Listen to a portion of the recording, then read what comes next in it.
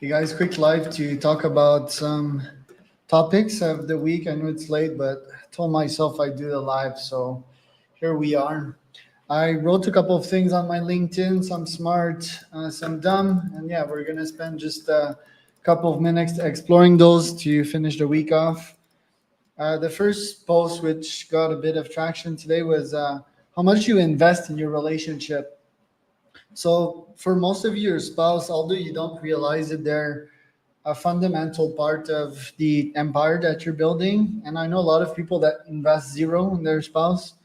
You don't have quote unquote date night. Doesn't need to be a specific day of the week, but just going out with your spouse, spending time with them, investing in them because they've been there for you since day one. So think about that and invest in the things that matter. I know a lot of CEOs, they invest in stocks and so forth, but they invest zero in your health, in their health. So it's kind of ironic and sad. They don't have the right vision of things.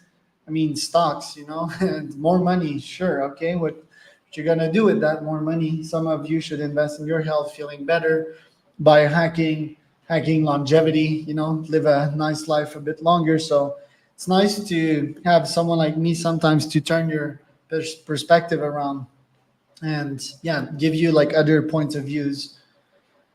Then yeah, I'm starting to ask interesting questions on LinkedIn, like $100 product a month in the B2B niche, no code, low maintenance, that could be sold with an 80% margin. And I'm curious to see what my audience will see.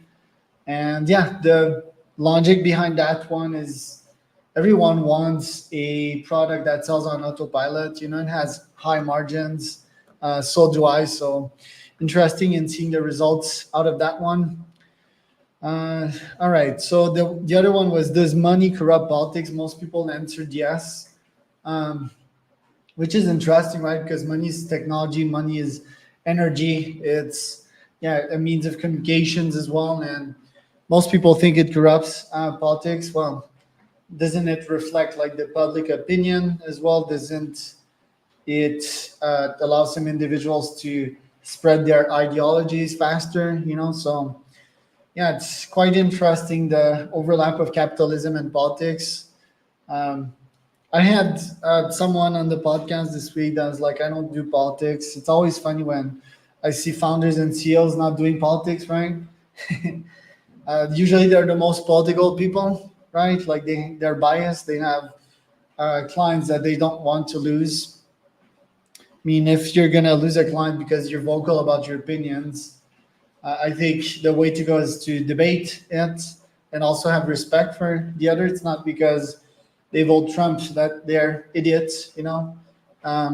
A discussion need to be held, and yeah, brain neurons need to be developed in these conversations. I was also reflecting on that trust has not eroded in the public opinion slash political realm. It has also eroded in business.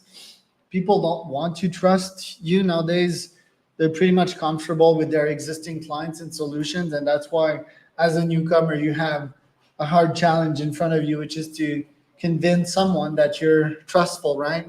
That's really hard. Um, so yeah, like good luck doing that, right? Like I've already talked about ways of accelerating trust. One of my favorite funnels is podcast.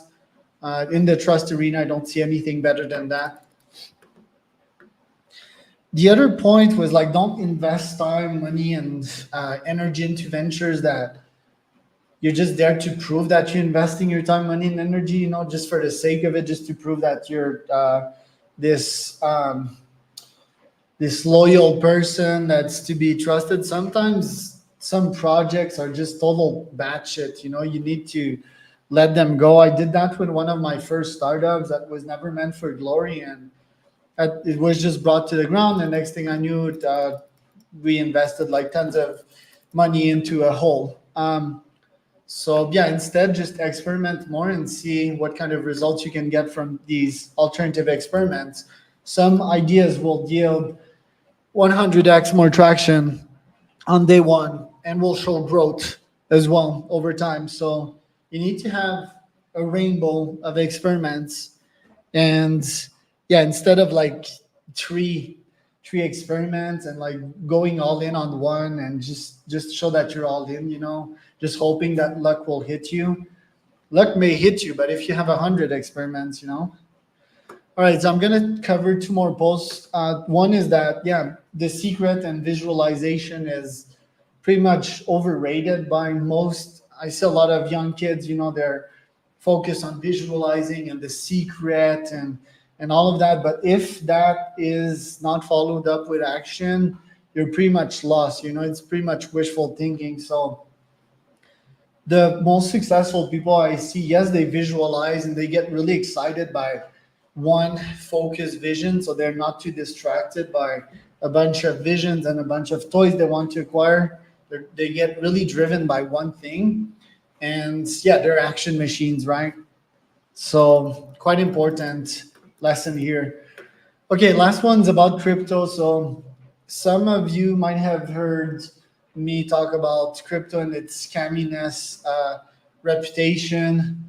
That is mostly because I read like Audible books written by journalists that don't really have, like investment or skin the game in crypto. And yeah, nowadays I'm pretty much on the other side of the metal. I mean, there's still that scamminess reputation, right? That doesn't change, but the other side of the crypto metal is that there's a bunch of finance oligarch, mostly in the US, and people and young people that want to have a shot at wealth too, right? And these oligarchs, they pretty much control everything and they don't want to let go. They're still pretty much active. They're pretty much alphas in their space. I'm referring to multi-billionaires and CEOs of big banks, and I guess crypto is a movement against that.